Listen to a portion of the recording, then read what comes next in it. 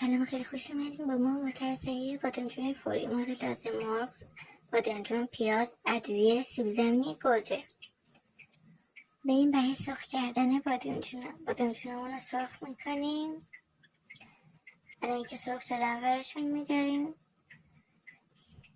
سیب زمینی ها رو بهشون اضافه میکنیم تا کمی سرخ بشه. سیب زمینی همونم که سرخ شدن بهشون مرغ اضافه میکنیم. مرغ هم میذاریم سرخ بشه. مرغ من که سرخ شد پیاز بهش اضافه میکنیم. بعد سرخ شدن ادویه و گوجه رو بهش اضافه میکنیم. میذاریم یکم لاب بشه گوجه‌مون که شده. یکم آب بهش اضافه میکنیم. بعدش هم رو بهش اضافه میکنیم. میذاریم یکم رو قوامش گرفته بشه. سیب زمینی ها رو بهش اضافه میکنیم. میذاریم یکم استراحت کنیم. بعدش بادمجونا رو که از قبل سرخ کرده بودیم بهش اضافه میکنیم و دوباره میذاریم تا آماده شه. الان قشنگ آماده است که از قطع امروز امیدوارم از این کلیپ خوشتون بیاد.